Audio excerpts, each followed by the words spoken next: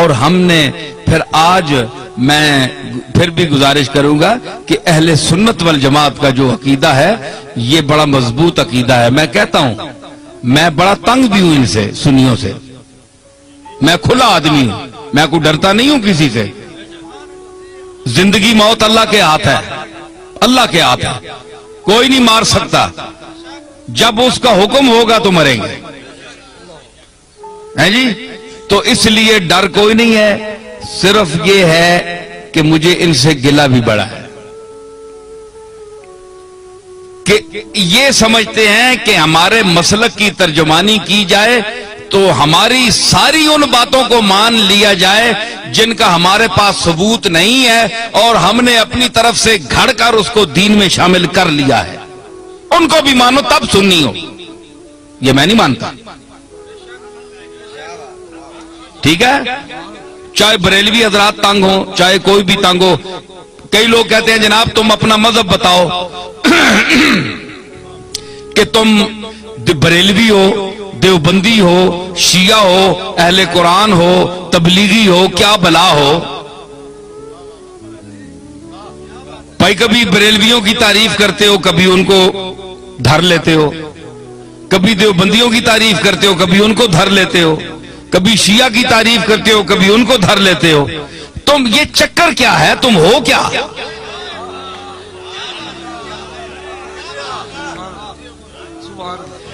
ہے جی, آج میں آپ کو بتاتا ہوں میں کیا ہوں. دیکھیں صاحب, یہ ان کا سوال بجا ہے کہ یہ سارے لوگ ان کی تعریف کرتے ہیں, اور کبھی جو بہت خوش ہوئے ہوتے ہیں وہ دیوبندی بھی کہتے ہیں یار یہ تو ہمارا آدمی ہے, یہ دیوبندی ہے. وہ دوسرا خطاب سنتے ہیں وہ کہتے ہیں تب تن کے رکھ چھوڑیا سسا. بریلوی کہتے ہیں جناب یہ ہمارا ہے, تو دوسرا خطاب سنتے ہیں اس میں کوئی ان کی بات ہوتی ہے, ان کو دھر لیتا ہوں, وہ کہتے ہیں یہ گیا, یہ تو کچھ بھی نہیں ہے, ہمارا تو نہیں ہے. شیعہ کہتے ہیں اہل بیت کی تعریف اس سے بڑھ کر کسی نے کی نہیں, کبھی ان کو بھی کوئی چٹکی لگا دی, وہ کہتے ہیں یار ہمیں بھی ہماری خبر بھی لے گیا. اہل قرآن, تبلیغی, اہل حدیث تعریف بھی کرتا ہوں, مذمت بھی کرتا ہوں. وہ کہتے ہیں یہ چیز کیا ہے, یہ ان کی معجون مرکب کیا ہے, حدود اربع ان کے کیا ہے. تو میں گزارش کروں, بات یہ ہے کہ میرا کوئی ذاتی مذہب نہیں ہے, نہ آپ کا کوئی ذاتی مذہب ہونا چاہیے. ہمارا مذہب, ہمارا عقیدہ, ہمارا مذہب, ہمارا مسلک, ہمارا نظریہ, ہمارا اندیہ وہ ہونا چاہیے جو اللہ کی آخری کتاب قرآن مجید میں آیا ہے,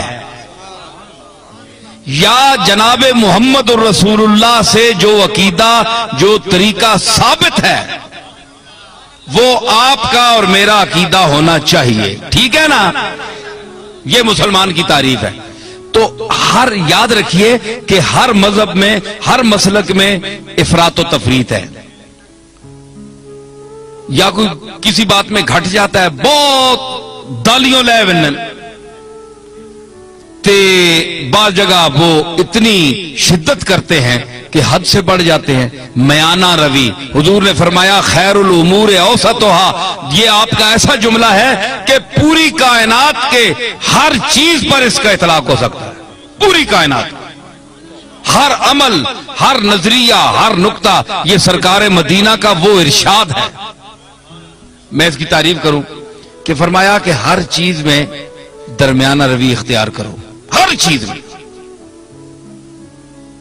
آپ اس کو گھر جائیں, اپنے بال بچوں کے ساتھ, بیوی کے ساتھ, والدین کے ساتھ, محلے والوں کے ساتھ برتیں, اور حضور کے اس ارشاد مقدس کو آپ ذہن میں رکھیں کہ ہر چیز میں میانہ روی, نہ حد سے بڑھو نہ حد سے نیچے ہو, درمیان میں چلو. وہ کسی نے کہا نا کہ عزیز اتنا ہی رکھو کہ جی بہل جائے, عزیز اتنا ہی رکھو کہ جی بہل جائے, اب اس قدر بھی نہ چاہو کہ دم نکل جائے. ہر چیز کا ایک طریقہ ہوتا ہے اعتدال, درمیانہ روی. تو حضرت پیر میر علی شاہ صاحب کا کو اللہ نے علماء عصر میں امتیاز کیوں عطا فرمایا؟ دیوبندیوں نے کیوں ان کو مانا؟ شیعہ نے کیوں مانا؟ رد مرزائیت میں جب میرے دادا وہاں تشریف لے گئے تو سب نے مسلمہ طور پر آپ کو مقتدا اپنا کیوں مانا؟ آج کون سا پیر ہے پاکستان میں کہ جس کو تمام مسالک کے علماء اور مشائخ اکٹھے ہو کر اپنا پیشوا مانے؟ کوئی ہے آپ کے سامنے آیا؟ نہیں آیا، اس لیے کہ وہ خود معتدل نہیں ہے، وہ پارٹی کا بن گیا ہے، پارٹی کا ہو کر رہ گیا ہے۔ اس نے کہا ہے کہ اگر میں شیعہ ہوں تو میں نے شیعہ کی حمایت کرنی ہے، چاہے شیعہ غلط ہے میں نے شیعہ کو ثابت کرنا ہے۔ دیوبندی ہے تو اس نے کہا میں نے دیوبندیوں کو ثابت کرنا ہے چاہے وہ غلط ہی کریں۔ بریلوی ہیں ان کو میں نے ثابت کرنا ہے چاہے غلط ہی کہیں، میں نے ان کی تائید کرنی ہے۔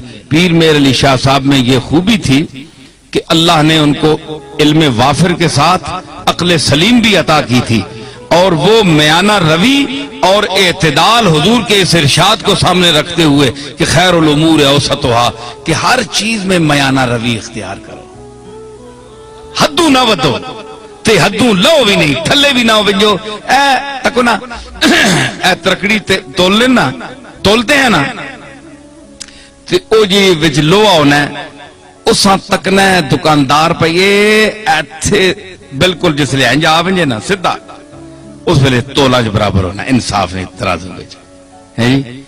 تو کئی جڑے او تے مولیاں نے پتھر مار چھوڑنے، مار کے میں تکنا رہا ہاں، مولیاں نے پتھر مار چھوڑا ہے یا ایمیں سودے نہیں چمک دیتی تو وہ پلڑا انج ہو گیا تو اساں جلدی جلدی پا دیتا، کیوں سرور تکنا ہونا ہے نا؟ اچھا تو مطلب ہے کہ دھوکہ دے دیا، چکر دے دیا، تو مطلب یہ ہے کہ وہ سودا وہاں جاتا نہیں پورا، صرف ٹچ کر کے اس کو نیچے کر کے چکر دے کے چلے جاتے ہیں۔